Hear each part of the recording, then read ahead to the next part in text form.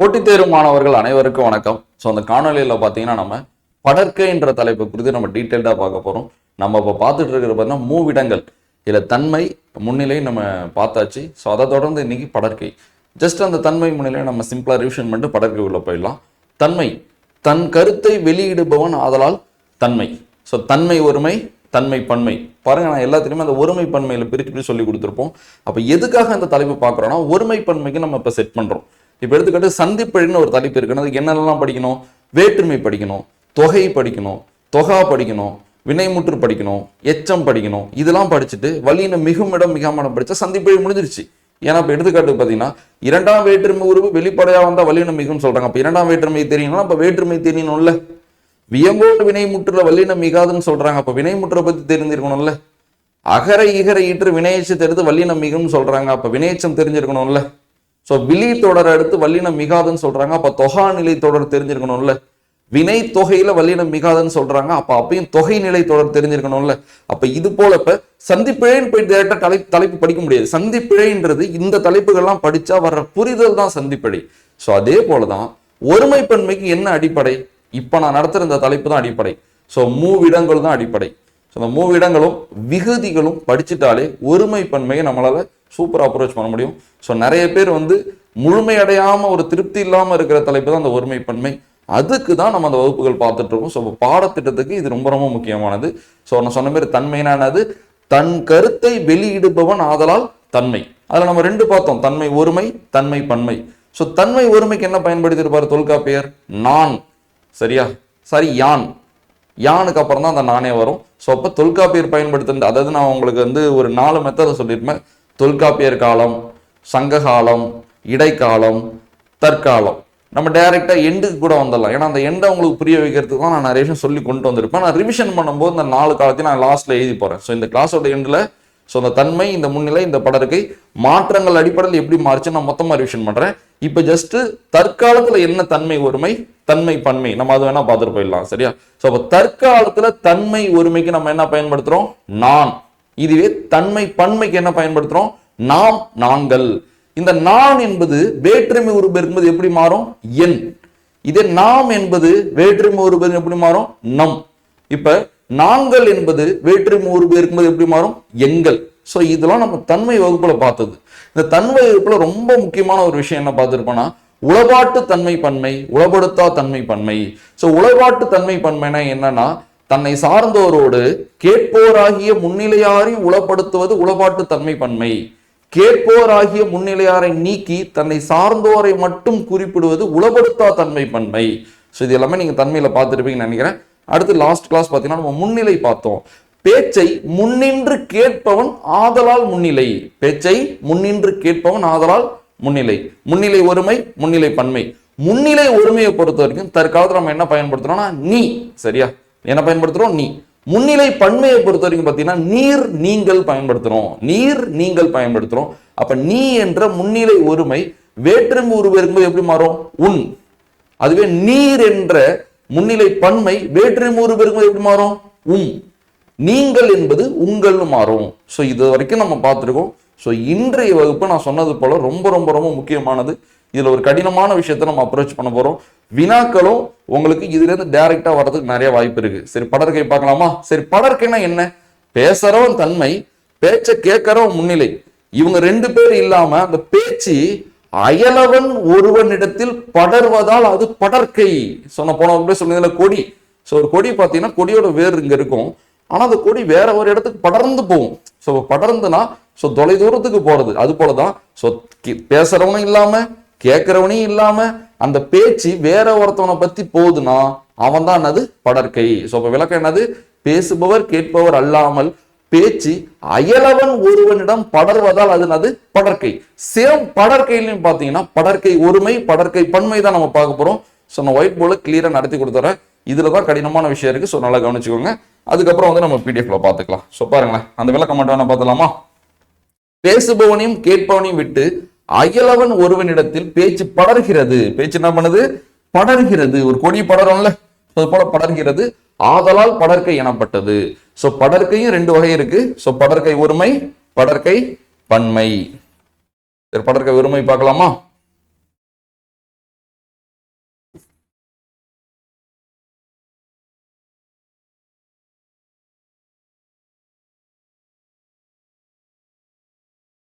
படர்க்கை ஒருமை,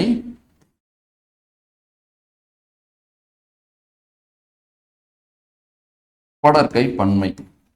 சரி, ஓகே. நான் சொன்ன மாதிரி அந்த 4 காலகட்டம், தொல்காப்பியர் காலம், சங்க காலம், இடைக்காலம், தற்காலம். சரி, தொல்காப்பியர் காலத்துல படர்க்கை ஒருமைக்கு என்ன பயன்படுத்தி இருப்பாங்க? தான்.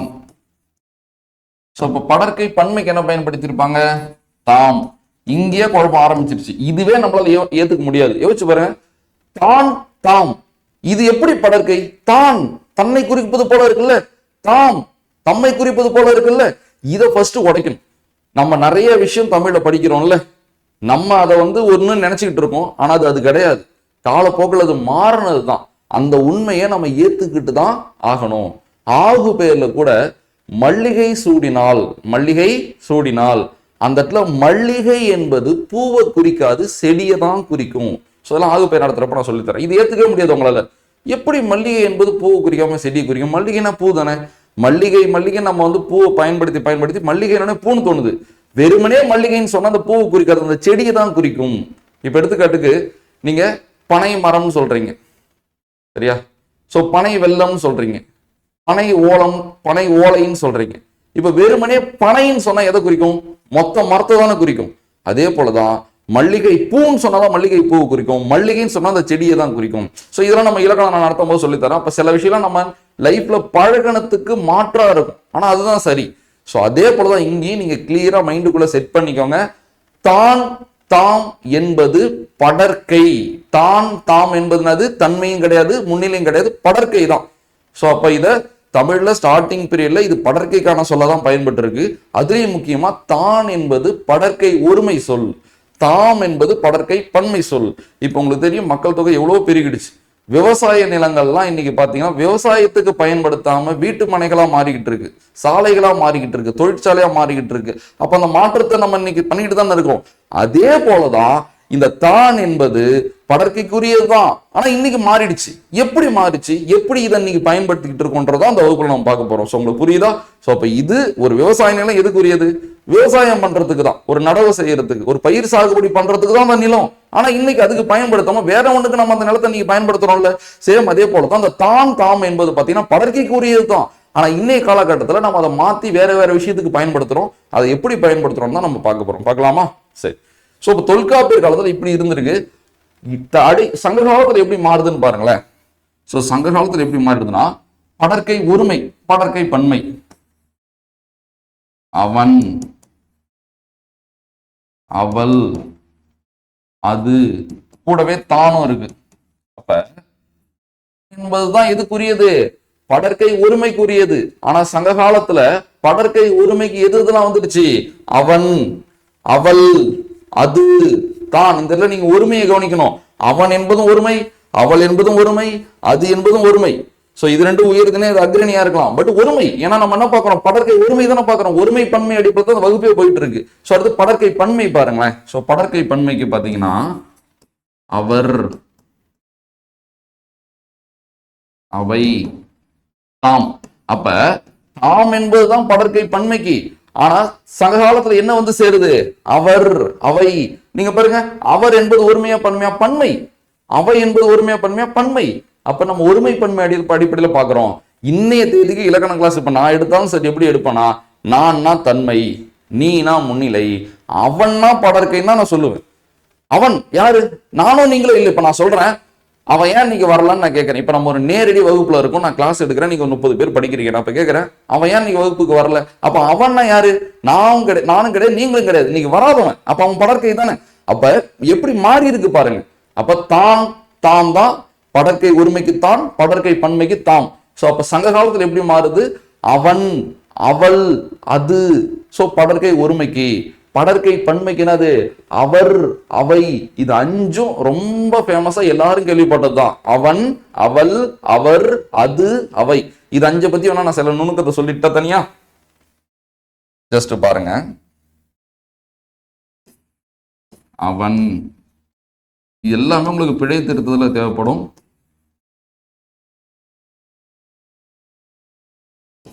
இது ஒண்ணும் இல்ல, ஐம்பால். ஐம்பால், ஆண் பால், பெண் பால், பலர் பால், ஒன்றன் பால், பலவின் பால். கரெக்டா? இது என்னது? ஐம்பால். இதுல 2 திணை இருக்கு. இது 3 உயர் திணை, இது 2 அக்ரிணை. கரெக்டா இல்லையா? உயர் திணையில இருக்கிற ஒரே ஒரு ஆணை குறிக்கிறதுக்கு அவன், உயர் திணையில இருக்கிற ஒரே ஒரு பெண்ணை குறிக்கிறதுக்கு அவள், உயர் திணையில இருக்கிற பலரை குறிக்கிறதுக்கு அவர், பலரை குறிக்கிறதுக்கு அவர். சரியா? அடுத்து பாத்தீங்கன்னா இது 2 அக்ரணி குறியீடு. அக்ரணிகளை இருக்கிற ஒன்னை மட்டும் குறிக்கிறது அது, அக்ரணியில இருக்கிற பலதை குறிக்கிறது அவை.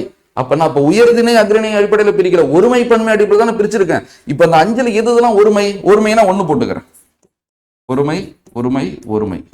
பன்மைனா 2 போட்டுக்கிறேன், பன்மை பன்மை. அப்ப புரியுதா? அப்ப படற்கை ஒருமைக்கு நான் என்னெல்லாம் பயன்படுத்துறேன், அவன் அவள் அது பயன்படுத்தினா. ஏன்னு இப்ப புரியுதா? படற்கை பன்மைக்கு நான் என்ன பயன்படுத்தினேன், அவர் அவை பயன்படுத்தினேன். ஏன்னு புரியுதா? ஸோ இப்போ இந்த 5 முக்கியமானது. இந்த 5 வச்சு தான் நிறைய பிழை திருத்தத்தை நம்ம கற்றுக்க போகிறோம். ஸோ இதை தான் நாங்கள் ஸ்பிளிட் பண்ணி போட்டு வச்சிருக்கு. சரியா? சரி, அங்கேயே திரும்ப போயிடலாம். ஸோ அப்போ தொல்காப்பியர் காலத்தில் படற்கை ஒருமைக்கு என்னதான் பயன்பட்டு இருக்கு, தான் தான் பயன்பட்டு இருக்கு. ஸோ தொல்காப்பியர் காலத்தில் படற்கை பன்மைக்கு என்னதான் பயன்பட்டு இருக்கு, தான் தான் பயன்பட்டு இருக்கு. ஆனால் சங்க காலத்தில் என்ன உள்ள வருது, அவன் அவள் அது. ஸோ இங்க என்ன உள்ள வருது, அவர் அவை. கூட என்ன இருக்கு, தானும் தாமும் இருக்கு. சோ அடுத்தது இடைக்காலத்துக்கு போயிடலாமா? இடைக்காலத்துல என்ன நடக்குதுன்னு பாருங்களேன். சோ இடைக்காலத்துல பாத்தீங்கன்னா திரும்ப அவன் அவள்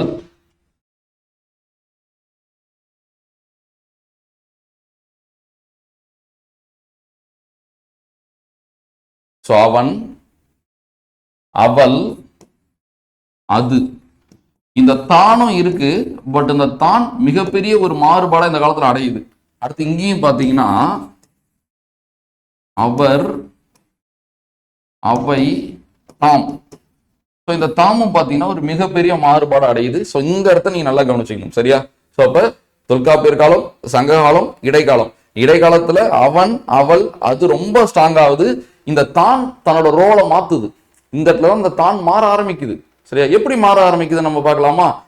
தான் இடைக்காலத்தில் தான் என்ற படற்கை ஒருமை படற்கை இடத்தை சுட்டாமல் பெயர்களை அடுத்து பொருள் உணர்த்தாமல் அசைகளாக வருகிறது. இன்னும் ஒண்ணுமே புரியலன்னு பார்த்தா நான் எழுதி போறேன், உங்களுக்கு கிளியரா புரியும். அப்ப இத்தனை நாளா தான் என்பது படற்கை ஒருமை கூறியதானே இருந்துச்சு. எந்தெந்த காலத்துல? தொல்காப்பியர் காலத்திலையும் சங்க காலத்திலையும். ஆனா இடைக்காலத்துல அந்த தான் என்ற படற்கை ஒருமை பெயர் படற்கை இடத்தை சுட்டல, படற்கை இடத்தை அது குறிக்கவே இல்லை. குறிக்காம தன்னோட ரோலை எப்படி மாத்திக்கிச்சுன்னா, ஒரு பெயர் சொல்ல அடுத்து ஒரு பெயர் சொல்ல அடுத்து பொருளே குறிப்பிடாம ஒரு அசையா வர ஆரம்பிச்சிருச்சு. அதுக்கு எடுத்துக்காட்டு நான் எழுதுறேன் பாருங்களேன். இங்க எழுதுறேன். கபிலன் தான் படித்த பள்ளிக்கு சென்றான். இந்த எடுத்துக்காட்டு நான் வச்சேன். எழில் அரசி தன் தவறை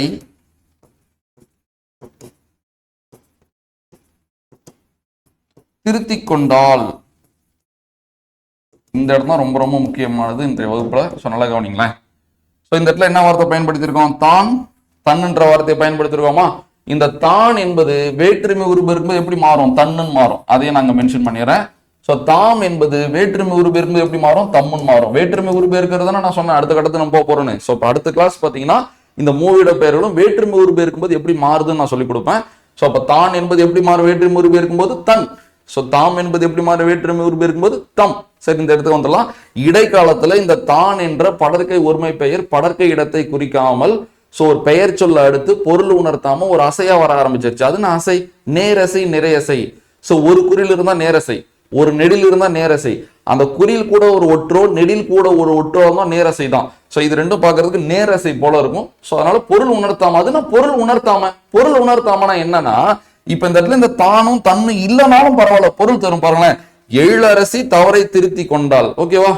கபிலன் படித்த பள்ளிக்கு சென்றான். ஓகேவா? அப்ப இது ரெண்டு இல்லைன்னா கூட அங்க பொருள் கரெக்டா இருக்கு. அப்ப இதுங்க தனியா பெருசா பொருள்லாம் உணர்த்தாம நார்மலா ஒரு அசையா வந்திருக்கு. அப்ப இது எந்த இடத்த தான் குறிக்கணும், படற்கை இடத்தை குறிக்கணும். ஆனா படற்கை இடத்தை குறிக்காம காலப்போக்குல ஒரு பெயர் சொல், கபிலன் என்பது ஒரு பெயர் சொல், ஏழரசி என்பது ஒரு பெயர் சொல், ஒரு பெயர் சொல்ல அடுத்து பொருள் உணர்த்தாம ஒரு அசையா வர ஆரம்பிச்சிருச்சு. சரி, இதுல என்ன நுணுக்கம் இருக்குன்னு நம்ம பார்க்கலாமா? நல்லா டீப்பா ஆரஞ்சு பார்க்கலாமா? கபிலன் தான் படித்த பள்ளிக்கு சென்றான். ஏழரசி தன் தவறை திருத்தி கொண்டாள். இதுவே இந்த இடத்துல பாத்தீங்கன்னா கபிலன் தாம் படித்த பள்ளிக்கு சென்றான், கபிலன் தம் படித்த பள்ளிக்கு சென்றான், கபிலன் தன் படித்த பள்ளிக்கு சென்றான். இந்த நாளில் எது வேணா வரலாம்ல, ஆனா அந்த நாளில் தான் என்பதுதான் சரி. அதே போல இங்க பாத்தீங்கன்னா இங்க உங்களால தான் போட முடியாது. சொல்லி பாருங்க, ஏழரசி தான் தவறை திருத்தி கொண்டால் உச்சரிப்பை இடிக்குது இல்ல, அப்ப இங்க ஏன் தான், இங்க ஏன் தம் தன்? இப்ப பாருங்களேன், இதுவும் ஒரு பெயர் சொல் தான், இதுவும் ஒரு பெயர் சொல் தான், கரெக்டா? ஆனா இங்க தான், இங்க தன். சில பேர் தோணும், சார் அப்ப ஆண் பால்ல வந்தா தானு, பெண் பால்ல வந்தா தன்னு, அப்படியா இருக்கும்? அப்படிலாம் இருக்க வாய்ப்பே கிடையாது. அப்ப இதுக்கு பின்னாடி என்ன இலக்கணம் ஒளிஞ்சுக்கிட்டு இருக்குன்னு வச்சுங்களேன், வேற்றுமை. ஸோ நம்ம இதுல 2 மணி நேரத்துல வேற்றுமை வகுப்பு கொடுத்துருக்கோம், நீங்க பார்த்துருப்பீங்க நம்புறேன். பார்த்துருந்தீங்கன்னா இப்ப நான் சொல்றது உங்களுக்கு புரியும். பாருங்களேன், இந்த தான் என்பது வேற்றுமை உருபெருமை எப்படி மாறும்? தன்னு மாறும். இந்த தானுக்கும் இந்த படித்தவுக்கும் நடுவுல எந்த ஒரு வேற்றுமை உருவம் வர வாய்ப்பே கிடையாது. உச்சரிச்சு பாருங்களேன், தானை படித்தான், தானால் படித்தான், தான்கு படித்தான், தானது படித்தான் வராது. அதுவே இங்க பாருங்களேன், தனது தவறை வருதா? தனது தவறை ஏழரசி தன் தவறைன்னு சொல்லலாம், ஏழரசி தனது தவறைன்னு சொல்லலாம். அப்ப தான் என்பது அது என்ற வேற்றுமை உருவை ஏற்கும் போது தனதுன்னு மாறும். எப்படி மாறும்? தனதுன்னு மாறும். இது உங்களுக்கு தெரியும் நினைக்கிறேன். கரிகாலன் கல்லணை கட்டினார்னு சொல்லலாம், கரிகாலன் கல்லணையை கட்டினார்னு சொல்லலாம். அப்ப அந்த கல்லணைன்ற கூட 2ஆம் வேற்றுமை உருவை சேர்த்தும் சொல்லலாம், சேர்க்காமையும் சொல்லலாம். அது போலதான் இங்க ஏழரசி தன் தவறை திருத்தி கொண்டால்னு சொல்லலாம், ஏழரசி தனது தவறை திருத்தி கொண்டால்னு சொல்லலாம். அப்ப அங்க வேற்றுமை உருவு வர வாய்ப்பு இருக்குல்ல. அப்ப வேற்றுமை உருவு வர வாய்ப்பு இருக்கிறதுனால இந்த தான் என்பதுதான் இங்க இருக்கு. ஆனா தான் என்பது அது என்ற வேற்றுமை உருவை ஏற்றதுனால இங்க தன்னுன்னு மாறிடுச்சு. எப்படி மாறிச்சு புரியுது? அந்த இடம் ரொம்ப ரொம்ப முக்கியமானது. இந்த தன்னு கூட நீங்க அதுவை சேர்த்து எழுதலாம், சேர்க்காம எழுதலாம். அப்ப எங்க தான் பயன்படுத்தணும், எங்க தன் பயன்படுத்தணும் புரியுதா? இது ஒருமை பன்மைக்கு எப்படி உதவும்னா, இப்ப ஏழரசி கபிலன் என்பது ஒருமை தானே, அப்ப தான் தன்னு பயன்படுத்தணும். இதுவே பன்மையா இருந்தா தான் தம் பயன்படுத்தணும். சரி, ஓகே, ஒருமைக்கு தான் தன், பன்மைக்கு தாம் தம். ஆனா எந்த இடத்துல தான், எந்த இடத்துல தன், எந்த இடத்துல தாம், எந்த இடத்துல தம், இப்ப அது புரியுதா? வேற்றுமையை பொறுத்து நீங்க முடிவு பண்ணும். அப்ப இங்க எந்த ஒரு வேற்றுமை இடம் பெறாது, அதனால தான். இங்க வேற்றுமை இடம் பெறும், அதனால தன். சோ இதுதான் முக்கியமானது. சோ அப்ப ஃபர்ஸ்ட் படற்கை ஒருமையை கொஞ்சம் நல்லா பார்த்தலாமா? சோ அப்ப படற்கை ஒருமை பெயரா தொல்காப்பியர் காலத்துல தான் இருந்திருக்கு, அது சங்க காலத்துல அவன் அவள் அதுன்னு வந்துருச்சு. ஏன்னா அவன் அவள் அது எல்லாமே படற்கை தானே. இப்ப நானும் நீங்களும் இல்ல, இப்படி சங்க காலத்துல வருது, தான் வழக்கத்துல இருந்திருக்கு. ஆனா இடைக்காலத்துல என்ன பண்ணிடுச்சு, இந்த தான் வழக்குல இருந்து போயிடுச்சு. எந்த வழக்குல இருந்து போயிடுச்சு? படற்கை ஒருமைக்கு பயன்படுத்துற வழக்குல இருந்து போய் ஒரு பெயர் சொல்ல அடுத்து பொருள் உணர்த்தாம அசையா வர ஆரம்பிச்சிருச்சு. சரியா? அப்படியே நம்ம படற்கை ஒருமை முடிச்சுட்டு அடுத்து படற்கை பன்மைக்கு போகலாம். படற்கை பன்மை அப்படியே நிக்கணும். சரி, அடுத்தது லாஸ்ட் தற்காலம். சோ பாருங்க, தொல்காப்பியர் காலம், சங்க காலம், இடைக்காலம். இடைக்காலத்துல தான் என்ன ஆயிடுச்சு, சோ படற்கை ஒருமையே குறிக்காம இப்படி வர ஆரம்பிச்சிருச்சு. சரி, இப்ப தற்காலத்துல என்ன ஆச்சுன்னு பார்க்கலாமா? சோ தற்காலத்துல பாத்தீங்கன்னா அவன் அவள் அது, இன்னைக்கு தேதிக்கு இதுதான் படற்கை. பாருங்க, நான் தானே எழுதல பாருங்க. ஏன்னா தான் என்பது படற்கையில இன்னைக்கு காலத்துல பயன்படுத்துறதே இல்லை, ஆனா உருவானது இதுதான் தான். சோ அப்ப அந்த வரலாறு முக்கியன்றதுக்காக இப்ப உங்களுக்கு ஒரு புரிதல் வருதுல்ல. தான் என்பது இப்ப எந்த இடத்துக்கு? படற்கைக்கு தான், அதுக்குதான் உருவாக்கப்பட்டுச்சு. பட் இருந்தாலும் காலப்போக்குல படற்கை உரிமையை எது வந்துருச்சு? அவன் அவள் அது. பாருங்க, இதெல்லாம் பொறுத்தவங்க. அவன் அவள் அது. தயவு செஞ்சு இதை கவனிச்சு நீங்க, நான் உங்களுக்கு விகுதிகள் சொல்லி தரும் போது சூப்பரா புரியும். சோ இந்த அடிப்படை தயவு செஞ்சு கத்துங்க. சோ இதுதான் இன்னைய தேதிக்கு படற்கை உரிமை. சரி, அப்ப தான் இந்த காலகட்டத்துல நான் என்ன சொன்னேன், இடைக்காலகட்டத்துல என்ன ஆயிடுச்சது, ஒரு பெயர் சொல்ல எடுத்து பொருள் உணர்த்தாம அசையா வந்துச்சு. இந்த காலகட்டத்துல அந்த தான் எப்படி வழக்குல இருக்குன்னு பார்க்கலாமா? சோ அப்ப தான் என்ற படற்கை ஒருமை பெயர் தற்காலத்தில் தன்மை முன்னிலையிலும், எதுல வருது? தன்மை முன்னிலையிலும், அவன் அவள் அது என்ற சுட்டு பெயர்களிலும் பிற பெயர்களுடனும் இணைந்து வலியுறுத்தல் பொருளில் வருகிறது. நல்லா கவனிங்க, தான் என்ற படற்கை உரிமை பெயர் தற்காலத்தில் தன்மை முன்னிலை பெயர்களோடும் அவன் அவள் அது என்ற சுட்டு பெயர்களோடும் பிற பெயர்களோடும் இணைந்து வலியுறுத்தல் பொருளில் வருகிறது. அதுனா வலியுறுத்தல் அழுத்த பொருளில் வருகிறது. அதுக்கு எடுத்துக்காட்டு பார்க்கலாமா? பாருங்க, நான் தான் வந்தேன், நான் தான் வந்தேன், தான். நீதான் வந்தாய், பாருங்க, தான். நான் சொன்னேன் தான் என்பது தற்காலத்துல சோ படற்கை ஒருமையெல்லாம் குறிக்கல, சரியா? அது என்ன பண்ணுது? தன்மை முன்னிலையில் வரும்னு சொன்னா பாருங்க, நான் என்பது தன்மையா, நீ என்பது முன்னிலையா? சோ அப்ப தான் என்பது தன்னோட படற்கை ஒருமையை விட்டுட்டு தன்மையிலையும் வர ஆரம்பிச்சிருச்சு, முன்னிலையும் வர ஆரம்பிச்சு. ஆனா ஒருமையில தான் வருது பாருங்க. இது என்னது? தன்மை ஒருமை. இது என்னது? முன்னிலை ஒருமை. அந்த ஒருமை பன்மை நீங்க செக் பண்ணிட்டே இருக்கணும். இதுவே இங்க நான் தான் வந்தேன்னா தப்பு, நீ தான் வந்தாயினா தப்பு. அப்ப பாருங்க, இதுவும் ஒருமை, இதுவும் ஒருமை, இதுவும் ஒருமை, இதுவும் ஒருமை. இதை நீங்க நல்லா கவனிக்கணும். இது கூட விகுதியை நான் சேர்த்து நான் விகுதி அப்டேட் பண்ணி தரோம். அப்ப இன்னும் நல்லா புரியும். அப்ப தான் என்பது தன்மையில வர ஆரம்பிச்சிருச்சு, முன்னிலையில் வர ஆரம்பிச்சிருச்சு. அடுத்து சுட்டு பெயர்கள் இருக்கு பாருங்க, அவன், அவன், அவள், அது, அதுங்களையும் வரும் பாருங்களேன். அவன்தான் வந்தான், அவள்தான் வந்தாள்,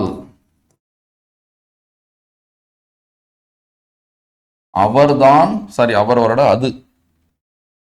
அவர் என்பது அது பன்மைக்கு போயிடும்ல, அவர் என்பதுக்கு போயிடும், பன்மைக்கு போயிடும். அதுதான் வந்தது. இதுவே இப்ப அவர்தான் வந்தார்னு சொல்லும்போது கரெக்டா தானே இருக்கு. அவர்தான் வந்தார் தப்பு. அவர் என்பது பலர்பால் பன்மை. அப்ப பன்மைக்கு தான் தானே வரணும், தான் வரக்கூடாது இல்ல. அப்ப அந்த ஒருமை பெருமை நீங்க கவனிச்சுட்டே இருக்கணும். சோ அப்ப அவனும் ஒருமை, அவளும் ஒருமை, அதுவும் ஒருமை. அதனால தான் தான் தான் பயன்படுத்தலாம். சோ அப்ப இந்த தான் என்பது தன்மையிலையும் வந்துச்சு, முன்னிலையிலும் வந்துச்சு. நான் என்பது தன்மை, நீ என்பது முன்னிலை. அடுத்து சுட்டு பெயர்களான அவன், அவள், அது இதோடு வருது. பிற பெயர்களோட வரும், பிற பெயர்களோட வரும். எப்படின்னு பாருங்களேன். கண்ணன் தான் வந்தான் சொல்லலாம்ல.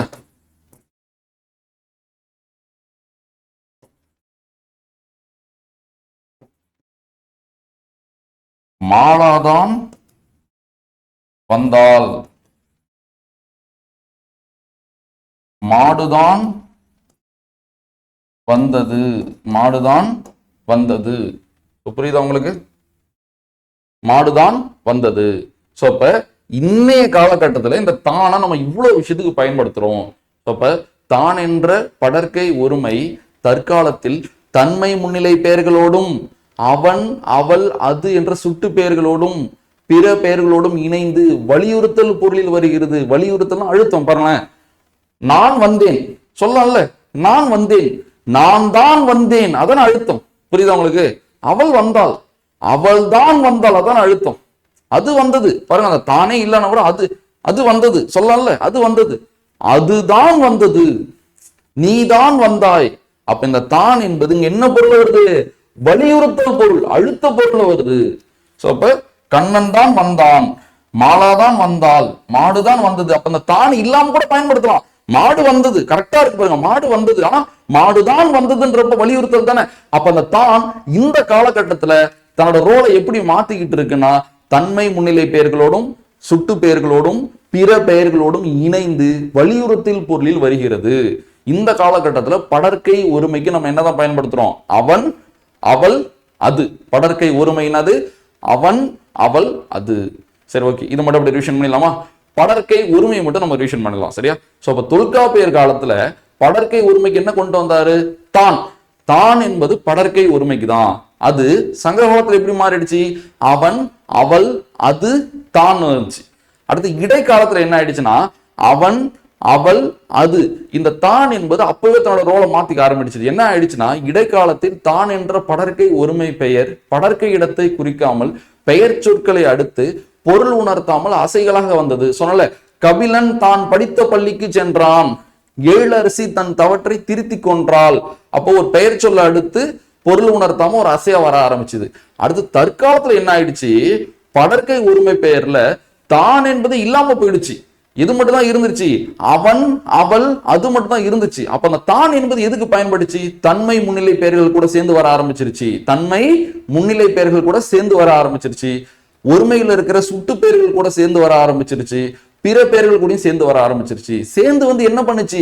அழுத்த பொருளை தருது, வலியுறுத்தல் பொருளை தருது. சோ பாருங்க, அழுத்த பொருளை தருதா இல்லையா? கண்ணன் தான் வந்தான். இது அப்படியே உங்களுக்கு பிடிஎஃப்ல காட்டுறோம், உங்களுக்கு இன்னும் ஒரு புரிதல் வரும். பார்க்கலாமா? பாருங்க, படர்க்கை 2 வகை, இன்னும் கொஞ்சம் இருக்கு, நான் அதை சொல்லிட்டு கூட பிடிஎஃப்ல சொல்றேன். சரி, பிடிஎஃப்ல கூட அதை சொல்லிடுறேன். படர்க்கை 2 வகைப்படும். படர்க்கை ஒருமை, படர்க்கை பன்மை. சோ படர்க்கை ஒருமை, படர்க்கை ஒருமை பெயர்கள் தொல்காப்பியர் காலம் தொடங்கி தற்காலம் வரை சில மாறுதல்களை அடைந்துள்ளன. அவை பின்வருமாறு.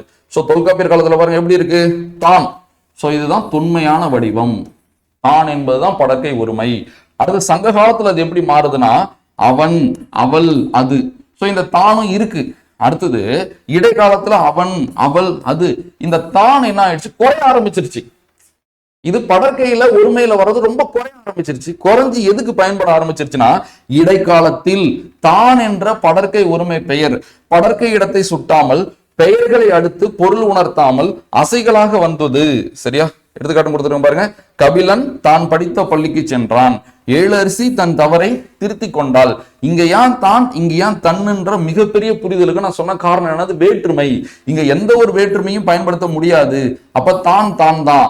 தான் என்பது வேற்றுமை ஒரு பேருக்கும்போது எப்படி மாறும்? தன்னு மாறும். இந்த இடத்துல ஒரு வேற்றுமை வர வாய்ப்பு இருக்கு. தனது, அப்ப தான் என்பது தன்னன் மாறி இருக்குமா? வேற்றுமை உருவு வர வாய்ப்பு இருக்குன்னா வரவும் செய்யலாம், வராமையும் இருக்கலாம். கரிகாலன் கல்லணையை கட்டினார்னு சொல்லலாம், கரிகாலன் கல்லணை கட்டினார்னு சொல்லலாம்ல. அதான வேற்றுமை தொகை, வேற்றுமை தொடர். அப்ப இங்க வேற்றுமை உருவு மறைஞ்சிருக்கு. அதனாலதான் தான் என்பது இங்க தன்னுன்னு பயன்படுத்துறாங்க. உயிர்திணைக்கு தான், அதாவது ஆண் பாலுக்கு தானு, பெண் பாலுக்கு தன்னு எல்லாம் படிச்சா அது தப்பு. அப்ப இங்க தான், இங்க தன் பயன்படுத்துறதுக்கு ரீசன் என்னன்னா வேற்றுமைன்ற ஒரு புரிதலை நம்ம இந்த இடத்துல பார்த்துருவோம். அடுத்தது பாத்தீங்கன்னா தற்காலம். சோ தற்காலத்துல பாருங்க, தான் என்பதே மறைஞ்சிருச்சு பாருங்க. தற்காலத்துல என்ன படற்கைக்கு? அவன், அவள், அது. இதுதான் படற்கை. படற்கை ஒருமை, ஒருமை பன்மை விட்டுறக்கூடாது. படற்கை ஒருமை. சரி, ஓகே. அப்ப தான் என்பது தற்காலத்துல பாத்தீங்கன்னா தன்மை முன்னிலை பெயர்களோடும் இருக்கா? தான் என்ற படற்கை ஒருமை பெயர் தற்காலத்தில் தன்மை முன்னிலை பெயர்களோடும் அவன், அவள், அது போன்ற சுட்டு பெயர்களோடும் பல சுட்டு இருக்கு. ஏன் இங்க அவன், அவள், அது மட்டும் எடுத்திருக்காங்க? ஏன்னா இதான் ஒருமை. இது ஒருமை தானே இது. ஏன்னா தான் என்பது ஒருமை தானே. அல்ல, இந்த சுட்டை மட்டும் எடுத்திருக்காங்க, பன்மை சுட்டெல்லாம் எடுக்கல. அவன், அவள், அது போன்ற சுட்டு பெயர்களோடும் பிற பெயர்களோடும் இணைந்து வலியுறுத்தல் பொருளில் வருகிறது. இருக்க வலியுறுத்தல் பொருள் இந்த இருக்கு பாருங்க. வலியுறுத்தல்னா அழுத்தம், அழுத்த பொருள். சரியா? தரும் சொல்லாக வழங்குகிறது. எடுத்துக்காட்டு பாருங்க. அதுக்கு நான் தான் வந்தேன், நீ தான் வந்தாய், அவன்தான் வந்தான், அவள்தான் வந்தாள், அதுதான் வந்தது. ராமன் தான் வந்தான், கவிதா தான் வந்தாள், மாடுதான் வந்தாள். அப்ப ஒருமை பன்மையில நாளைக்கு எங்க தான் போடணும், எங்க தன் போடணும், எங்க தாம் போடணும், எங்க தம் போடணும் கிளியரா இருக்கணும். அதுக்குதான் இந்த வகுப்பை நம்ம அடிப்படையை கொண்டு போறோம். அடுத்தது பாருங்க, இந்த பாயிண்ட் மட்டும் நாங்க சொல்லல, இங்க வேணா பார்த்தலாம்.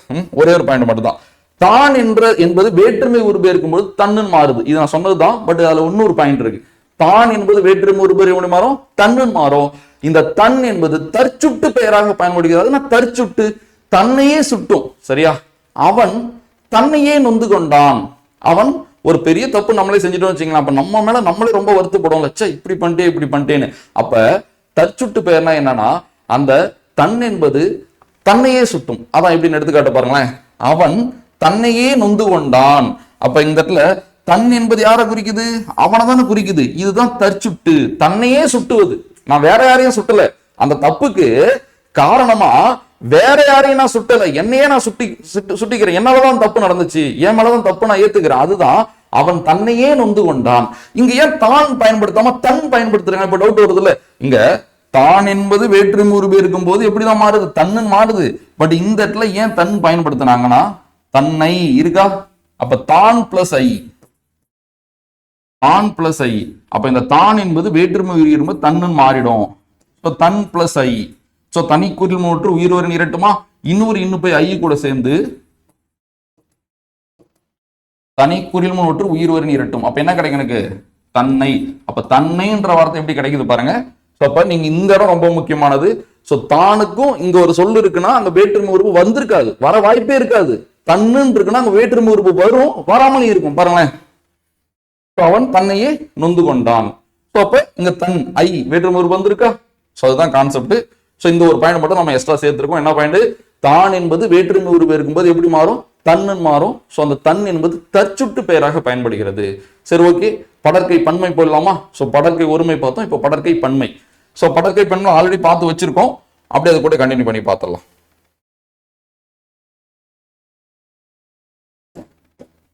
சரி, படற்கை பன்மை. தொல்காப்பியர் காலத்துல படற்கை பன்மைக்கு அவர் என்ன பயன்படுத்தியிருக்காரு? தாம். அது வேற்றுமை உருவு எப்படி மாறும்? தம்முன்னு மாறும்.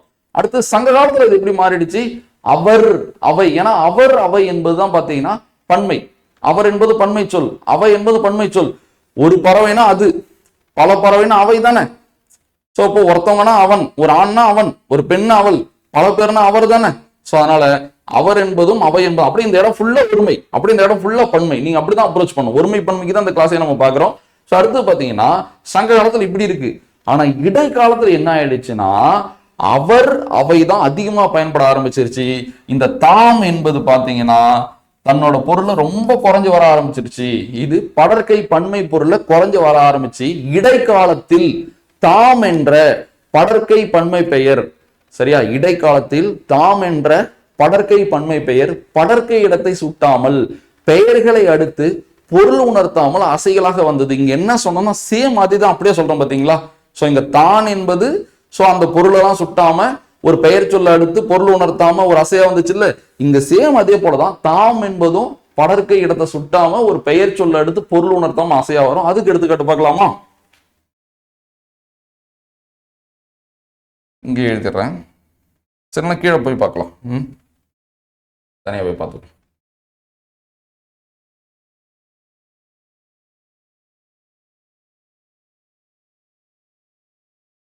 படற்கை பன்மை தொல்காப்பியர் காலத்துல என்னது? தாம். சங்க காலத்துல என்னது? அவர் அவை தாம். அடுத்து இடைக்காலத்துல என்னது? அவர் அவை தாம். ஆனா இந்த இடத்துல தாம் என்ன ஆயிடுச்சு? இடைக்காலத்துல பாத்தீங்கன்னா அது படற்கை ஒருமை படற்கை பன்மை, சரியா. அப்ப இடைக்காலத்தில் தாம் படற்கை பன்மை பொருளை குறிக்காமல் ஒரு பெயர் சொல்லை எடுத்து பொருள் உணர்த்தாமல் அசையாக வந்தது. அதுக்கு எடுத்துக்காட்டு பார்க்கலாமா? உயர்ந்தோர். உயர்ந்தோர், சரியா.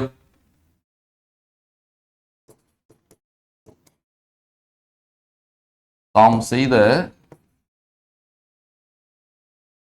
குற்றத்திற்கு வருந்தினர். புரியுதா உங்களுக்கு? இந்த இடத்துல உயர்ந்தோர் என்பது ஒருமையா பன்மை, விகுதி முக்கியம் சொன்னால ஓர் என்பதெல்லாம் பன்மை விகுதி. விகுதியை வச்சு 90% கடினமான இலக்கணத்தை ஈஸியா நம்மளால அப்ரோச் பண்ண முடியும். விகுதி அவ்வளவு முக்கியம், ரொம்ப ரொம்ப ரொம்ப ரொம்ப முக்கியமானது தான் விகுதி, சரியா.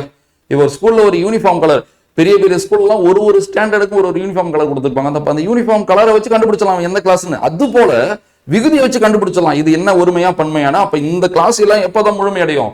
நம்ம அடுத்தது வேற்றுமை உருவு இருக்கும்போது எப்படி மாறுதுன்னு பார்த்துட்டு விகுதிகளும் பார்த்துட்டா இந்த மூவிட பெயர்கள் ஃபுல்லா முழுமை அடைஞ்சிடும். ஒருமை பன்மை நம்ம சூப்பரா அப்ரோச் பண்ண முடியும். அப்ப தன்மை முன்னிலை படற்கை வேற்றுமை உருவு இருக்கும்போது தெரியறது விகுதிகள். இந்த அஞ்சும் ஒரு மொத்தமா ஒரே கான்செப்ட் தான், சரியா.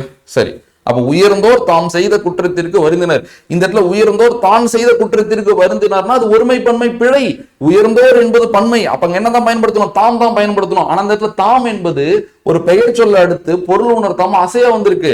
உயர்ந்தோர் செய்த குற்றத்திற்கு வருந்தினர், உயர்ந்தோர் செய்த குற்றத்திற்கு வருந்தினர். அப்ப இந்த இடத்துல இந்த தாமே இல்லைன்னா பொருள் தருது இல்ல. அப்ப இந்த இடத்துல இது ஒரு அசையா தான் வந்திருக்கு. அடுத்தது பாருங்க, அரசர்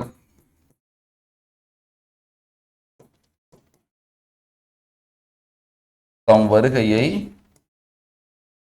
அறிவித்தார். இந்த தொடர பாருங்களேன், அரசர் தம் வருகையை அறிவித்தார். இப்ப அதேதான் பாருங்களேன், உயர்ந்தோர் என்பதும் பன்மைதான். இதுல இன்னும் ஒரு கான்செப்ட் இருக்கு. இப்ப நான் அதுக்குள்ள போக விரும்பல, ஏன்னா அதுக்குள்ள போனா நம்ம இவ்வளவு நேரம் பார்த்தது டோட்டலா வேற ஒரு இடத்துக்கு மாறி போயிடும். இந்த இடத்துல பன்மைன்னு ஒண்ணு இருக்கு, மரியாதை பன்மைன்னு ஒண்ணு இருக்கு. ஒரு ஆள்னா அது ஒருமை, பலர்னா அது பன்மை. ஆனா ஒரு ஆளையே நம்ம பன்மையா எப்ப பயன்படுத்துவோம்னா அவரு ஒரு மரியாதைக்குரிய ஆளா இருந்தா. இந்த இடத்துல உங்க டவுட் வரும், சார் எழிலரசி நாங்க சொன்னீங்க ஒருத்தவங்க தான், சரியா, கண்ணன்னு சொன்னீங்க ஒருத்தவர் தான், இங்க அரசர்னு சொல்றீங்க ஒரு ஒருத்தவர் தான், ஆனா அங்க வந்து தான் தன் பயன்படுத்தணும், இங்கேயே இவருக்கு தம் பயன்படுத்துறோம். இவர் ஒருத்தர் தான் நீங்க கேட்கலாம், இவர் யாரு? அரசர். அப்ப இது மரியாதை பன்மை. அது மாதிரி ஒரு கான்செப்ட் இருக்கு. இதை நான் ஒருமை பன்மை வகுப்புல உங்களுக்கு சொல்லித்தரேன். சோ இப்ப இந்த இடத்துல அரசர் என்பது பன்மை தான். என்ன பன்மை? மரியாதை பன்மை. என்ன பன்மை? மரியாதை பன்மை. ஒரு இது பன்மையா மரியாதை பன்மையான்னு எப்படி கண்டுபிடிக்கிறோம்னா சிம்பிளா சொல்லிட்டா, அரசர் அர், இங்க ஆர், இந்த மாதிரி இருந்தா அது மரியாதை பன்மை. அரு ஆறு இருந்தா அது மரியாதை பன்மை. அரு இருந்தா அது முழுமையான பன்மை. புரியுதா உங்களுக்கு? அரு ஆறு இருந்தா அது மரியாதை பன்மை. ஒருத்தவர் தான், ஆனா மரியாதையால ஒரு பன்மை கொடுக்குறோம். இப்ப செய்தியாளர் சந்திப்புலாம் பாப்பீங்கல்ல, ஒருமையில பேசிட்டாங்கன்னு சண்டை போடுவாங்கல்ல. அப்ப ஒருத்தவங்களை நீ வா போன்னு பேசக்கூடாது, நீங்க. சோ அப்ப மரியாதை கொடுக்கணும்.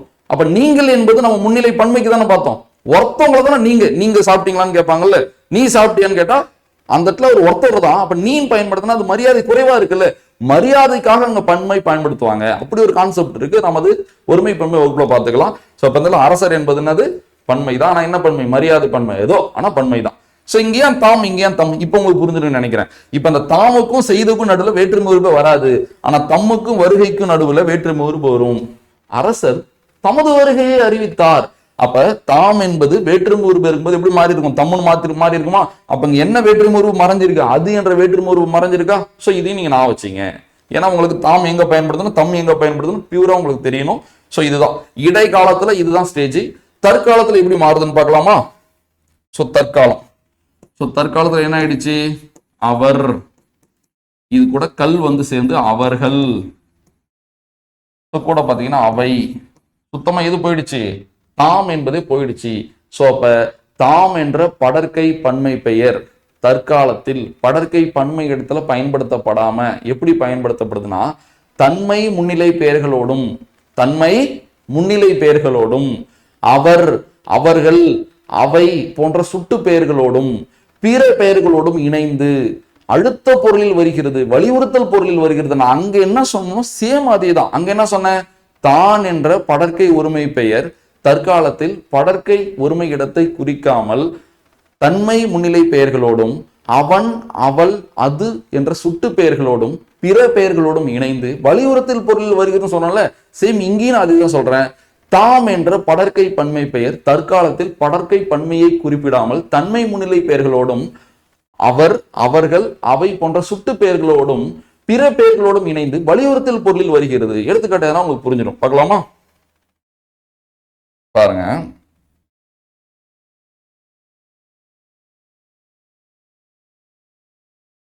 நாங்கள் தான் வந்தோம். நான் இந்த டாபிக் எடுக்கணும்னு யோசிச்சது என்ன ரீசன்? நான் நிறைய விஷயம் ஸ்டூடெண்ட்ஸ் எல்லாம் இலக்கண ஓரியன்டா அப்ரோச் பண்ண முடியாம தான் கஷ்டப்பட்டுட்டே இருக்காங்க. சீரியஸா சொல்றேன், விகுதியை மட்டும் பிடிச்சிட்டோம்னா அவ்வளவுதான், டோட்டலா முடிஞ்சிருச்சு.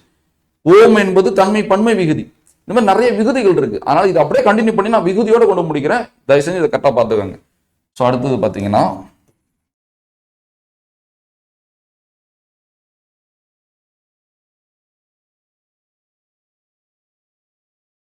நான் சொன்னேன் தாம் என்பது தற்காலத்துல படற்கை பன்மையெல்லாம் குறிக்காம தன்மை முன்னிலை பெயர் கூட வரும்னு சொன்னா. சோ பாருங்க, தன்மை, நாங்கள் என்பது தன்மை, நீங்கள் என்பது முன்னிலை, ஆனா பன்மை. இதுக்கு முன்னாடி பார்த்தது முன்னிலை, சரி படற்கை ஒருமை. இப்ப படற்கை பன்மை தான் தாம். அப்ப சரி ஒருமை பன்மை தான் கான்செப்ட் பார்த்துட்டு இருக்கோம் நம்ம. அப்ப படற்கை ஒருமைனா அங்க ஒருமையே வந்திருக்கும், இங்க படற்கை பன்மைனா அங்க பன்மையே வந்துட்டு இருக்கும். அப்ப இதுவும் பன்மை தானே, இதுவும் பன்மை தானே. ஆனா இது தன்மை, அது முன்னிலை. ஆனா நம்ம பயன்படுத்துறது எல்லாமே பன்மையில தான் பயன்படுத்தும், ஒருமையில எதுவுமே பயன்படுத்த மாட்டோம். ஏன்னா நம்ம இந்த படற்கையை பிரிச்சு ஒருமை பன்மை தான் பார்த்துட்டு இருக்கோம். அப்ப இங்க நாங்கள் என்பது தன்மை பன்மை, நீங்கள் என்பது முன்னிலை பன்மை. அப்ப தாம் என்ற படற்கை பன்மை இன்னொரு பன்மை கூட தானே வரணும். அப்ப அது முன்னிலை கூடயும் வரும், தன்மை கூடயும் வரும், முன்னிலை கூடயும் வரும். ஆனா தன்மை பன்மை கூட தான் வரும், முன்னிலை பன்மை கூட தான் வரும். குழப்பமா இருக்க? புரியுதா? சிம்பிளா பாருங்க. தான் தாம், தான் தாம். தான் என்பதுனது படற்கை ஒருமை, தாம் என்பதுனது படற்கை பன்மை. இன்னைய காலகட்டத்துல இதுங்க ரெண்டும் படற்கை இடத்தையே வராம தன்மை முன்னிலை கூட வர ஆரம்பிச்சிருச்சு, தன்மை கூட வர ஆரம்பிச்சிருச்சு, முன்னிலை கூட வர ஆரம்பிச்சிருச்சு. ஆனா வர ஆரம்பிச்சாலும் தான் என்பது தன்மை ஒருமை, முன்னிலை ஒருமை கூட தான் வரும். தாம் என்பது தன்மை பன்மை, முன்னிலை பன்மை கூட தான் வரும். அப்ப நாங்கள் என்பது தன்மை பன்மை, நீங்கள் என்பது முன்னிலை பன்மை. அப்ப இங்க தாம் பயன்படுத்தினது சரி. இதுவே நீங்க நாங்கள் தான் வந்தோம்னா தப்பு, நீங்கள் தான் வந்தீர்கள்னா தப்பு. தாம் தான் இங்க பயன்படுத்தணும். அப்ப ஒருமைக்கு தான், பன்மைக்கு தாம், அவ்வளவுதான் விஷயம். சரியா? அப்ப தாம் என்பது தன்மையில வரும், முன்னிலைன்னு வரும். அவர், அவர்கள், அவை அது கூடயும் வரும். பாருங்களேன், அவர்தாம் வந்தார்,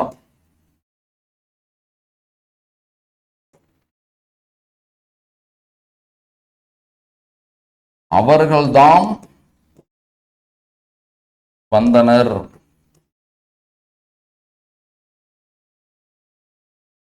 அவைதாம் வந்தன.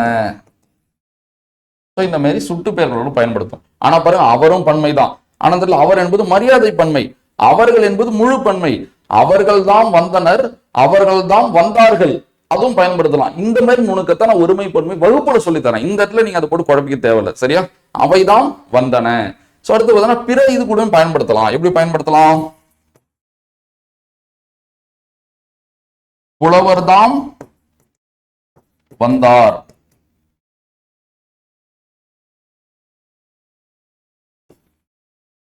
மாணவர்கள்தாம் வந்தனர்,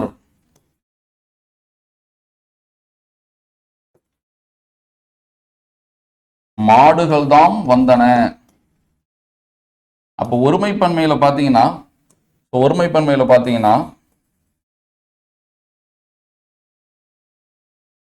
இப்ப மாடுதான் வந்தது, மாடுகள் தான் வந்தன. அப்ப மாடுனா தான், மாடுகள்னா தாம். சோ புரியுதா? மாடுனா அது தான், மாடுகள்னா தாம். அப்ப ஏன் தான் ஏன் தாம்னு புரியுதா? சோ ஒருமைக்கு தான், பன்மைக்கு தாம். அந்த இடத்த நீங்க நல்லா நான் வச்சுங்க.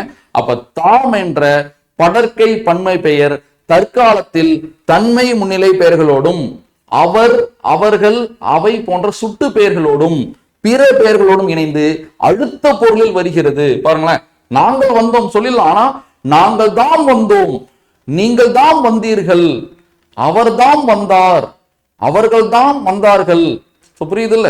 அவைதான் வந்தன. அப்ப அந்த தாம் என்பது அழுத்த பொருள் வருது. பாருங்களேன், புலவர் வந்தார், ஓகே தான். ஆனா புலவர் தான் வந்தார். மாணவர்கள் தான் வந்தனர், மாடுகள் தான் வந்தன. அப்ப வந்து அழுத்த பொருள் வருது.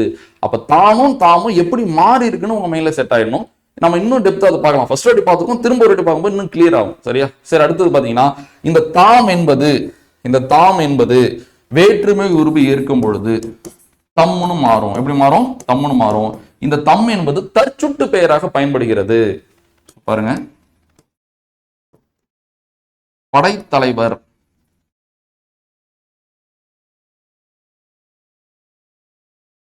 தம்மையே அடித்துக் கொண்டார்.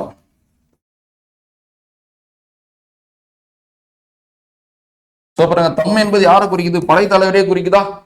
தற்சுட்டுனா அது தன்னையே சுட்டுறதுதான். தன் என்பதும் தம் என்பதும் தற்சுட்டு பெயரா பயன்படுது. அப்படியே பிடிஎஃப்ல ரிவிஷன் பண்ணிட்டு இதை தாண்டி சில விஷயம் இருக்கு. இன்னொரு விஷயமும் சொல்லலாம், அது இங்க சொல்லிட்டா. தாம்னா என்னது? தாம்னா இப்ப பியூரா என்னது? இது ஒரு படற்கை பன்மை. இந்த தாம் கூட நான் கல் என்றதை சேர்க்கிறேன். சேர்க்கும்போது என்ன ஆகும்? தாங்கள்னு மாறுமா? விதிப்படி மாறுது. பாருங்களேன், காக்குள்ள இக்கு, இக்கோட இன எழுத்தினது இங்கு. வன்மைக்கு இனமா திரிபவும் ஆகும்னு ஒரு விதி இருக்கு. வன்மைக்கு இனமா திரிபவும் ஆகும். இப்ப இந்த இம்மு இங்கா திரிய போகுது. ஏன் இங்கா தெரியுது? இக்கு, இக்கோட இன எழுத்தினது இங்கு. அப்ப இம்மா இங்கா மாத்திரம் என்ன கிடைக்கும்? தாங்கள். இப்ப தாம் என்பது படற்கை பன்மைனா தாங்கள் என்பதும் படற்கை பன்மை தானே. ஆனா இந்த தாங்கள் என்பது படற்கை பன்மையை குறிக்காமல் முன்னிலையில் உள்ள மரியாதையான உயர்ந்த ஒருவரை குறிக்க பயன்படுகிறது. இந்த இடம் ரொம்ப ரொம்ப முக்கியமானது. தாம் கூட கல்ல சேர்த்த எனக்கு தாங்களும் கிடைச்சிருச்சு. இந்த தாங்கள் என்பதுனால ஒரு படற்கை பன்மை தான். ஆனா அது இந்த காலத்துல படற்கை பன்மையெல்லாம் குறிக்காம முன்னிலையில இருக்கிற ஒரு மரியாதையான உயர்ந்த ஒருத்தவங்களுக்கு பயன்படுத்துறது. தாங்கள் எப்பொழுது வந்தீர்கள் கேட்பாங்கல்ல. பாருங்களேன், தாங்கள் எப்பொழுது வந்தீர்கள். இந்த ஈர்லாம் வச்சு நான் சொன்ன விகுதிகள்லாம் ரொம்ப முக்கியம். தன்மை முன்னிலை நான் அடுத்த கிளாஸ் சொல்லித்தரேன். தாங்கள் எப்பொழுது வந்தீர்கள். இப்ப நான் யார்கிட்ட போய் கேட்க முடியுத? நான் பேசுறேன், தன்மை, தன் கருத்தை நான் வெளியிடுறேன். என் பேச்சை கேட்கறதான முன்னிலை. அப்ப என் முன்னாடி இருக்கிற ஒரு மிகவும் மரியாதையான ஒரு ஆள்கிட்ட போய் தாங்கள் எப்பொழுது வந்தீர்கள்னு கேட்பான்ல. அப்ப இந்த தாங்கள் என்பது படற்கை பன்மையை குறிக்காம இந்த காலத்துல முன்னிலையில இருக்கிற மரியாதையான ஒரு ஆளுக்கு பயன்படுத்துறாங்கல்ல. சோ தெரியுதா? பாருங்க,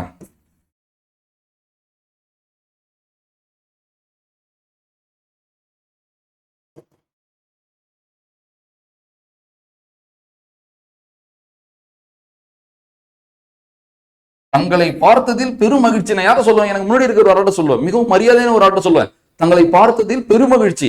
அப்ப தாங்கள் என்பது வேற்றுமை உருவு இருக்கும்போது தங்கள் மாறுமா?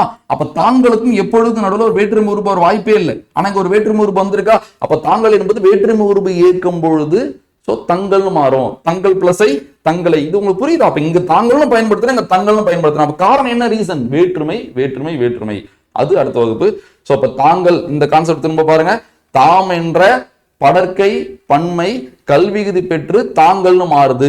தாங்கள் என்பது படற்கை பன்மை தான். ஆனா இந்த காலகட்டத்துல அது படற்கை பன்மையை குறிக்காம முன்னிலையில இருக்கிற மரியாதை நிமித்தமான உயர்ந்த ஒருத்தரை குறிக்க பயன்படுத்துறோம். அதுக்கான எடுத்துக்காட்டு தான் இது.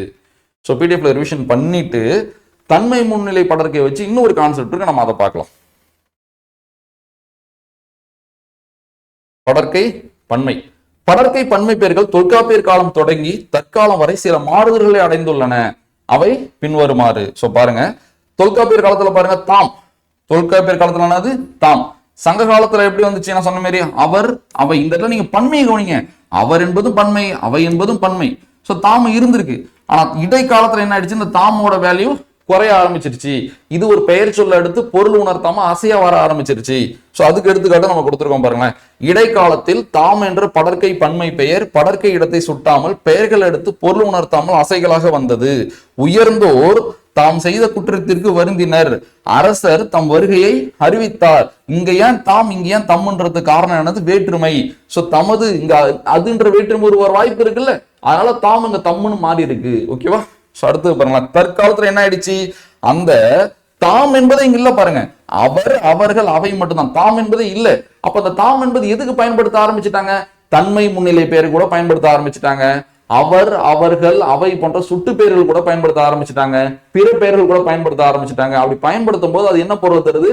அடுத்த பொருளை தருது. சரியா? வலியுறுத்தல் பொருளை தருது. அதனை கொடுத்திருக்கோம். தாம் என்ற படற்கை பன்மை பெயர் தற்காலத்தில் தன்மை முன்னிலை பெயர்களோடும் அவர் அவர்கள் அவை போன்ற சுட்டு பெயர்களோடும் பிற பெயர்களோடும் சேர்ந்து வலியுறுத்தல் பொருளை தரும் சொல்லாக வழங்குகிறது. சோ எடுத்துக்காட்டு பாருங்க. சோ நாங்கள் தான் வந்தோம். நாங்கள் தன்மை பன்மை. இங்க இருக்கிறது எல்லாமே பன்மையா தான் இருக்கும். நீங்கள் தான் வந்தீர்கள். சோ அப்ப நீங்கள் என்பது என்னது? முன்னிலை பன்மை. அப்ப தன்மை கூட வருது, முன்னிலை கூட வருது. அவர் தான் வந்தார், அவர்கள் தான் வந்தனர், அவைதான் வந்தனர். நான் திரும்ப சொல்றேன், அவர்கள் தான் வந்தனர்னு சொல்லலாம், அவர்கள் தான் வந்தார்கள்னு சொல்லலாம். இதெல்லாம் ஒருமை பன்மையில நான் உங்களுக்கு சொல்லி தரேன். புலவர் தாம் வந்தனர், புலவர் தான் வந்தனர். சோ மாணவர்கள் தான் வந்தனர். இதுதான் மாணவர்கள் தான் வந்தார்கள்னு சொல்லலாம், மாணவர் தான் வந்தனர்னு சொல்லலாம். ஆனா ரெண்டுத்துக்கும் தம்மு தான் பயன்படுத்தணும். நான் அது உங்களுக்கு ஒருமை பன்மையில சொல்லித்தரேன். சோ புலிகள் தான் வந்தன. சரி, அடுத்தது பாத்தீங்கன்னா தாம் என்பது வேற்றுமை உருபு இருக்கும்போது எப்படி மாறும்? தம். அந்த தம் என்பது தற்சுட்டு பெயரா பயன்படுத்தப்படுது. சோ படைத்தலைவர் தம்மையை அடித்துக் கொண்டார். அப்ப தம் என்பது யாரை சுட்டுது? படைத்தலைவரையே சுட்டுது. அப்ப அவரையே சுட்டுதுல, அப்பதான் தற்சுட்டுன்னு சொல்றாங்க. அடுத்தது பாருங்க, நான் சொன்னது தாம் என்பது கல்விகுதியோடு சேர்ந்து தாங்கள் என வருகிறது. தாங்கள் என்ற இந்த படற்கை பன்மை சொல் படற்கையில் வழங்காமல் முன்னிலையில் மரியாதைக்குரிய மிக உயர்ந்த ஒருவரை குறிக்கும் சொல்லாக வழங்கி வருகிறது. சோ புரியுதா? முன்னிலையில இருக்க மரியாதையான மிக உயர்ந்த ஒருத்தரை குறிக்கிறதுக்கு பயன்படுத்துறோம். அதுக்கு எடுத்துக்காட்டு கொடுத்துருக்கோம் பாருங்களேன். தாங்கள் எப்பொழுது வந்தீர்கள்? சோ தங்களை பார்த்ததில் மிக பெருமகிழ்ச்சி. அப்ப இந்த தாங்கள் தங்களுக்கு நான் வித்தியாசம் சொல்லி கொடுத்துருக்கேன். சோ அப்ப தாங்கள் என்பது ஏன் தாங்கள்னே இருக்குன்னா வேற்றுமை உருவு கிடையாது. இந்த தாங்கள் என்பது இங்க ஏன் தங்கள்னு மாறி இருக்குன்னா வேற்றுமை உருவு இருக்கு, வரும், மறைஞ்சும் வரும். சரியா? சரி, இதுக்கப்புறம் நம்ம பாத்தீங்கன்னா மூணுத்தையும் வச்சு வேற ஒரு கான்செப்ட் பார்க்க போறோம். அதுக்கு முன்னாடி இந்த மூணையும் ரிவிஷன் பண்ணிடலாமா? சோ மூணையும் ரிவிஷன் பண்ணிட்டு நான் வேற ஒரு கான்செப்ட் சொல்லித்தரேன். சோ நம்ம படிக்கிறது முக்கியம் இல்லை, ஸோ அதை எப்படி எண்ட் ஆஃப் த இதில் கொண்டு போய் முடிக்கிறோம் நம்மளுக்கு புரியுற மாதிரின்றதான் முக்கியம். ஸோ கவனிங்க.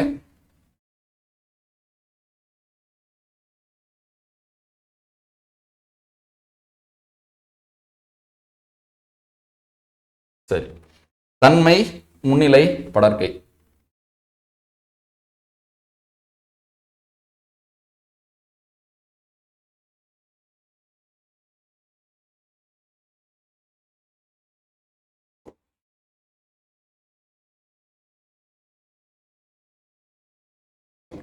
ஒரு நிமிஷம்.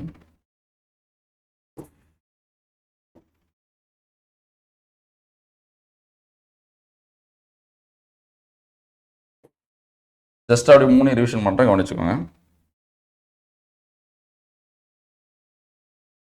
தன்மை, முன்னிலை,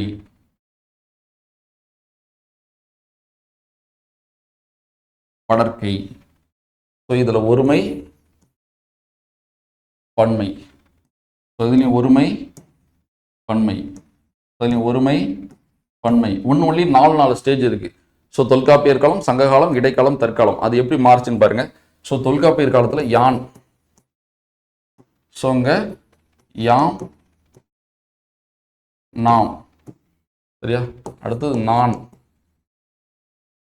அடுத்து யான், அடுத்தது நான், அடுத்தது யான். ஸோ இன்னைக்கு எப்படி இருக்கு? நான், இதுதான் முக்கியம், சரியா? இங்க எப்படி பாருங்களேன், யாம் நாம், இங்க யாம் நாம், யாங்கள் நாங்கள். இன்னைக்கு எப்படி இருக்கு பாருங்களேன், நாம் நாங்கள். கவனிச்சிங்க, இதுதான் முக்கியம், நம்மளுக்கு இதுதான் முக்கியம். இந்த காலகட்டத்தில் தன்மைக்கு ஒருமைக்கு என்ன பயன்படுத்துறோம்? நான். இது வேற்றுமை உருபு இருக்கும்போது என்னன்னு மாறுது. இந்த காலத்துல தன்மை பன்மைக்கு என்ன பயன்படுத்துறோம்? நாம் நாங்கள். ஸோ இது வேற்றுமை உருபு இருக்கும்போது நம் எங்கள்னு மாறுது. இதுதான் தனி கிளாஸா பார்த்தோம் நம்ம. அடுத்த முன்னிலையை பொறுத்த வரைக்கும் பிரச்சனையே கிடையாது. நீ நீ நீ நீ, இந்த காலகட்டத்தில் நீ. ஸோ முன்னிலை பன்மையை பொறுத்த வரைக்கும் பார்த்தீங்கன்னா நீர், தொற்காப்பியர் காலத்தில் நீர். அடுத்தது நீர் நீர், அடுத்தது நீர் நீர், நீவீர் நீம், நீர்கள் நீர்கள், நீவீர்கள், நீம் பிளஸ்கள் நீங்கள். சரி, இது ஓகே. இன்னைக்கு என்ன? நீர் நீங்கள், இதுதான் முக்கியம். அப்ப நான் உங்களுக்கு டைரக்டா இது ஒரு 10-5 நிமிஷம் ஒரு ஷார்ட்ஸ்ல கூட இது சொல்லி கொடுத்துட்டு போயிடலாம். இதுதான் தன்மைக்கு, இதுதான் முன்னிலைக்கு, தான் படர்க்கலாம். ஸோ இந்த வரலாறால தான் இதுல வந்து ஒரு அடிப்படை ஸ்ட்ராங்கா உங்களுக்கு செட் ஆயிருக்கும். அப்ப நீ என்பது முன்னிலை ஒருமை. ஸோ அப்ப முன்னிலை ஒருமை வேற்றுமை ஒருமை எப்படி மாறும்? உன். ஸோ இந்த இடம் தான் முக்கியம். அடுத்தது நீர் என்பது முன்னிலை பன்மை. முன்னிலை பன்மை இது வேற்றுமை ஒருமை எப்படி மாறும்? நீங்கள் என்பது முன்னிலை பன்மை. ஸோ இது வேற்றுமை ஒருமை எப்படி மாறும்? உங்கள். ஸோ இப்போ நம்ம இன்னைக்கு பார்த்து படர்க்கைக்கு வர போறோம். ஸோ படர்க்கை ஒருமைக்கு என்ன பயன்படுத்தினாங்க தொல்காப்பியர் காலத்துல? தான். இங்க என்ன பயன்படுத்தினாங்க? தாம். அப்படியே உங்களுக்கு வரலாறு தெரியும், டைரக்டா இங்க வந்துடலாமா? இன்னைக்கு என்ன இருக்கு? அவன், அவள், அது. இதுதான் இன்னைக்கு படர்க்கை ஒருமை. அப்படியே படர்க்கை பன்மை இங்க எழுதிடுறேன். அவர், அவர்கள், ஸோ அவை. இதுதான் இன்னைக்கு படர்க்கை பன்மை. ஆனா தொல்காப்பியர் காலத்துல என்ன இருந்திருக்கு? தான் தாம் இருந்திருக்கு. அந்த தான் தாமோட வரலாறு எப்படி இருந்துச்சுன்னு பார்த்தோம். இடைக்காலத்துல இது ரெண்டுமே ஒரு பெயர் சொல்ல அடுத்து பொருள் உணர்த்தாம அசையா வந்துச்சு. அடுத்து தற்காலத்துல பாத்தீங்கன்னா தன்மை முன்னிலை பெயர் கூடயும் வர ஆரம்பிச்சிருச்சு, சுட்டு பெயர்கள் கூடயும் வர ஆரம்பிச்சிருச்சு, பிற பெயர்கள் கூடயும் வர ஆரம்பிச்சிருச்சு. அப்ப தன்மை முன்னிலை கூடயும் வருது, சுட்டு பெயர் கூடயும் வருது, பிற பெயர் கூடயும் வருது. ஆனா தான் என்பது ஒருமை கூட தான் வரும், தாம் என்பது பன்மை கூட தான் வரும். அந்த புரிதல் முக்கியம். தாம் என்பது கல் கூட சேர்ந்து தாங்கள்னு வரும். அந்த தாங்கள் என்பது இன்னைக்கு முன்னிலையில இருக்கிற மரியாதைக்குரிய ஒருத்தரை குறிக்கிறதுக்கு பயன்படுத்துறோம். சரி, ஓகே, இது புரிஞ்சிருச்சு. இப்போ உங்களுக்கு தெரியும் நினைக்கிறேன். தன்மைக்கு ஒருமைக்கு என்ன, தன்மை பன்மைக்கு என்ன, முன்னிலை ஒருமைக்கு என்ன, முன்னிலை பன்மைக்கு என்ன. சரியா? படர்க்கை ஒருமைக்கு என்ன, படர்க்கை பன்மைக்கு என்ன. இதை முன்னி வச்சு இன்னொரு முக்கியமான ஒரு சின்ன கான்செப்ட் பார்த்தலாம். தன்மை முன்னிலை படர்க்கை, இந்த மூவிட பெயர்கள் பாருங்க. மூவிட பெயர்கள், நான் மூவிட வினைகள் சொல்லல. வினை இருக்கு, மூவிடத்துல வினை இருக்கு. வந்தேன், இது தன்மை வினை. வந்தா, இது முன்னிலை வினை. வந்தான், இது படர்க்கை வினை. நான் இப்ப வினையை பத்தி பேசல, மூவிட பெயர்களை பத்தி பேசுறேன். இந்த மூவிட பெயர்கள் எப்பயுமே எதை காட்டாதுன்னா பால் காட்டாது, ஒருமை பன்மையை மட்டும்தான் காட்டும். ஸ்டேட்மெண்டா வந்து ஆன்சர் எடுக்கணும். மூவிட பெயர்கள் நல்லா பாருங்க. ஸ்டேட்மெண்ட் கவனிங்க. நான் ஸ்டேட்மெண்டா வச்சிருக்கேன், நான் காட்டுறேன், பிடிஎஃப்ல இருக்கு. பட் நான் சொல்றதை கவனிங்க. மூவிட பெயர்கள் எதை காட்டும் எதை காட்டாதுன்னு கேட்டா பால் காட்டாது ஒருமை பன்மையை மட்டும்தான் காட்டும். அப்படியே பாக்குறீங்களா?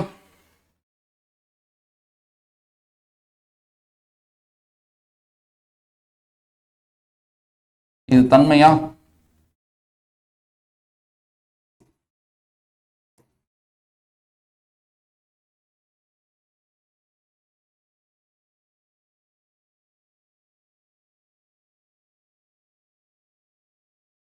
இது தன்மை. சரி, இது ஒருமை, இது பன்மை. இது ஒருமை, இது பன்மை. ரெண்டும் தன்மை முன்னிலை. அடுத்து படர்க்கை.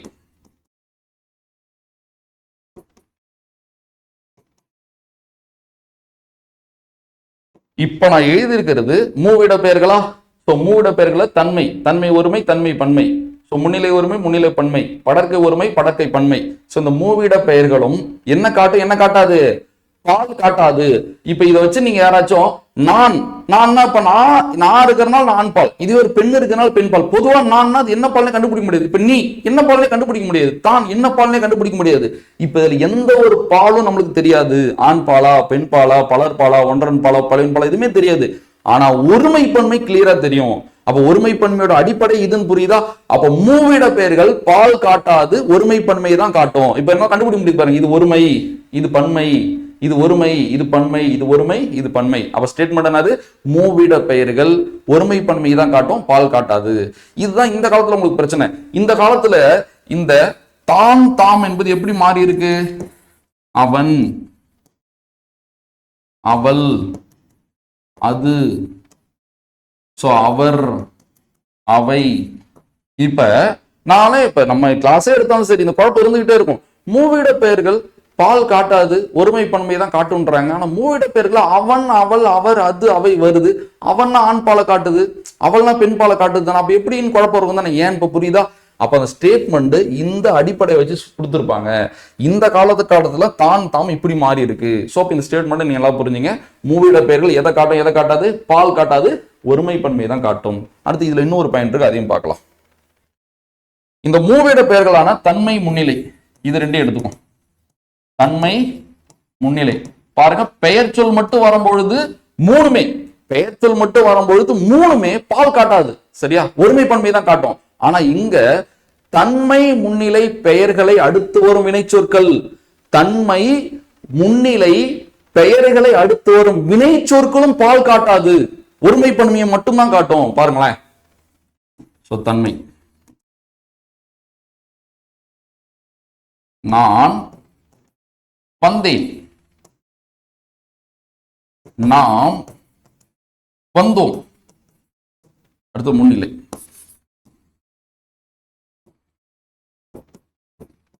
நீ வந்தாய், நீர் வந்தீர், நீங்கள் வந்தீர்கள். அப்படியே பாருங்க. தன்மை ஒருமை, தன்மை பன்மை. முன்னிலை ஒருமை, முன்னிலை பன்மை. அப்ப பெயர் எது, மூவிட பெயர் எது, மூவிட வினை எதுன்னு உங்களுக்கு தெரியும். இப்ப நான் கோடு போறதெல்லாம் மூவிட பெயர். இப்ப நான், நாம், நீ, நீர், நீங்கள். இப்ப நான் கோடு போடாத எல்லாமே வினை, கோடு போடாத எல்லாமே என்னது? வினை. அப்ப இந்த ஸ்டேட்மெண்ட் என்னன்னா, ஃபர்ஸ்ட் ஸ்டேட்மெண்ட் என்னது? தன்மையோ, முன்னிலையோ, படர்க்கையோ, இந்த மூவிட பெயர்களும் பால் காட்டாது, ஒருமை பன்மையை மட்டும் தான் காட்டும். இங்க என்னன்னா, மூவிட பெயர்கள் இருக்கிற ரெண்டான தன்மையும் முன்னிலையும் அந்த பெயர்களை அடுத்து வர்ற வினையுமே பால் காட்டாது. சரியா? அந்த மூவிட பெயர்கள் இருக்கிற ரெண்டான தன்மை, முன்னிலை பெயர்களை அடுத்து வரும் வினை சொற்கள் கூட எதை காட்டாது?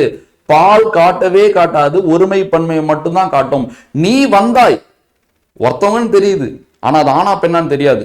நீர் வந்தீர், பலரும் தெரியுது, ஆனா ஆனா பெண்ணான்னு தெரியாது.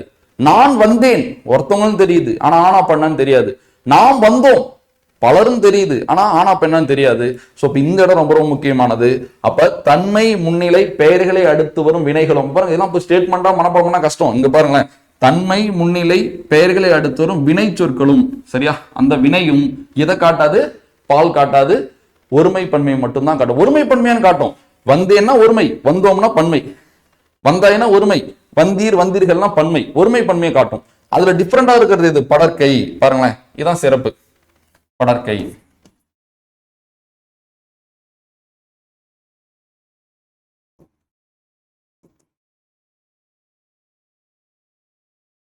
அவன்தான் வந்தான்,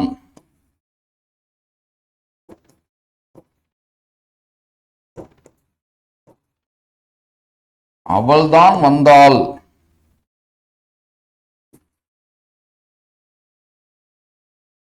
அவர்தாம் வந்தார்,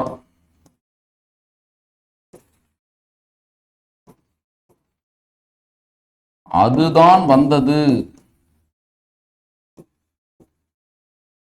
அவைதாம் வந்தன. இந்த இடத்துல நல்லா கவனிங்க, தன்மை முன்னிலைக்கும் படருக்கும் இந்த இடத்துல வேறுபாடு. பெயர்களை அடுத்து வரும் வினை சொற்கள் ஒருமை பன்மையுடன் சேர்த்து பாலும் காட்டும். பாருங்க, இதுதான் ரொம்ப ஈஸியா, அதாவது டிஃப்ரெண்டா தெரியுது, மற்றதோட டிஃப்ரெண்டா தெரியுது.